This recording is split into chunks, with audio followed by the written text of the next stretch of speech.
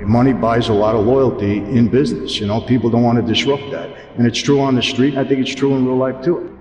In that world, everything is very technical. For instance, rules of a sit down. Let's make you and I are made guys. We're having an argument. You're lying through your teeth. Lying, every other word is a lie. If I call you a liar, I lose the argument automatically. If I get upset with you and lose my temper, I lose the argument automatically. You got to know how to keep your mouth shut. You got to be able to outsmart that person, right? And don't let him make you fall into a trap. Because a lot of times, if an old timer was wrong, he's trying to get you into a trap. So on technicalities, you lose. I learned so many things. As far as navigating that life, my dad taught me, always be, don't ever be quick to judge somebody. Don't ever be quick to, condemn somebody. He told me how to be a good listener.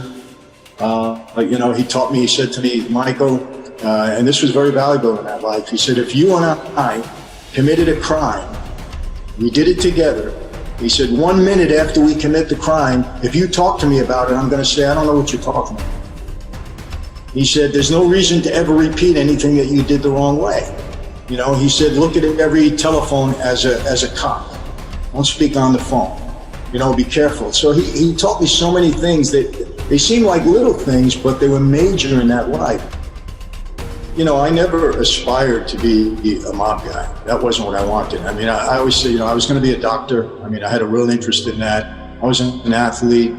But I grew up with my father, who was a very high-profile guy in the 60s. And I love my dad very much. And he went through several trials in the 60s until finally he got convicted on a major federal case and sentenced to 50 years in prison. And, I needed to help him out because he said to me, Mike, I'm framed. They said that he ordered a series of bank robberies throughout the country. He said, Mike, I'm not a bank robber. It's not true. The government framed me. And I believed him. And he saw my involvement in his life as a way to help him out. So he proposed me for membership. It's not something that I would have done anything he wanted me to do. It's okay, Dad, you want me to become a member, I'll become a member. It's not like, oh, I wanted it. This is what he wanted for me. Once I got in, I said, hey, I'm going to be the best possible mob guy I could be. And I tried to use the life as best I could to benefit me in business. And that's how I looked at it. So things like that in the street are very valuable. And I took those things with me, in my life today, I try to give people respect. It doesn't matter who they are. Another thing my dad taught me, Brian, he said, always be respectful to the little guy. Now, he didn't mean the little guy to be offensive. He just meant, give respect to the little guy, the waiter, take good care of him, the guy at a valet parker, take care of him. Does that apply to the real world? Look, when people are making money with you, they're happy.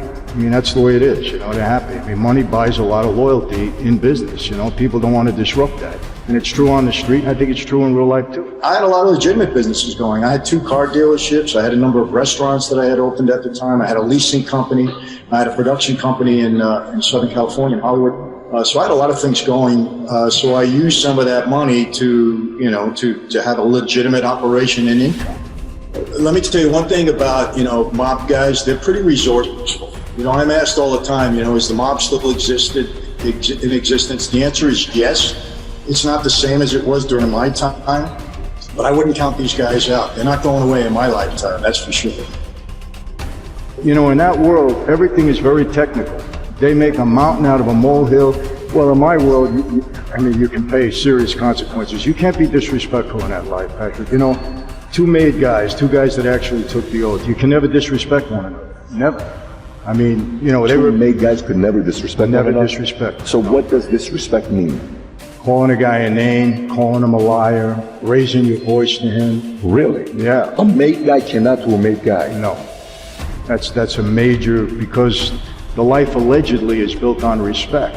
So you can never disrespect anybody. You can never outwardly do it. Like, I'll be honest with you, I had a meeting with another made guy once, and he's trying to get involved in the gas business, and I'm trying to keep him out. He was a guy from my own family, but he was trying to make a deal with Gotti to bring them into the business, and I didn't want it. So I said, can I talk to you a minute? And this guy's doing life in prison right now. So we go in the other room, and we get in the other room. I called him every name in the sun. You're a liar, you're this, you're that. When we walk out, we're shaking hands, you're the best guy in the world. I wouldn't let anybody see it, because now if he told anybody I called him that, I'd call him a liar. So they had to believe me. You know what I mean? The same way they had to believe him. So he would never try to challenge that. But no, in that life, you can never be disrespectful to one another. No matter what it is, you had to just bite your tongue and try to outsmart the guy. When I'm able to, I do my due diligence. I want to know the personality, the character of the people I'm in with. But there's times when I'll test somebody, I'll throw out a word or two that I know is false, and I'll see how he responds. If he wants to make me think I know what I'm talking about, I'll say something that has nothing to do with anything or is totally absurd, and we'll see how they answer. And sometimes they'll give you an answer and you can start to, they'll indicate to you what kind of personality they are and really what you have. The main thing is just let people talk first. Try to get as much out of them as you possibly can. And then you can kind of figure it out. Like with Gotti, a couple of times I had to sit down with him. I knew that he could never believe that I was winning. So in the midst of the argument, I had to figure out what he really wanted and how I can get what I want, let him think that he got what he wanted. I don't know if I'm explaining that right, but it's all about how you carry yourself. It really is. But you got to be prepared. There's sometimes you could be in the meeting and you could be the smartest guy in the room and you don't want to let anybody know that. Let everybody talk, let everybody think they're smarter than you, but you really know what's going on. There's other times when you're in the room, you could be the least smartest guy in the room, but you got to make them think that you're smarter than them. And if you can master that technique, then you can get just about anything you want in any negotiation. I learned that whenever I went into a meeting like this, I tried to learn the personality, the character of the person I was up against. John Gotti, for instance. You can never let John Gotti think that you won an argument. His ego wouldn't allow it. So you had to figure out a way to outsmart him to make him think he won, but you actually got what you want. And when you can master that art, you'll do pretty good. And whatever I did in my whole life, I was able to apply that to business in life now.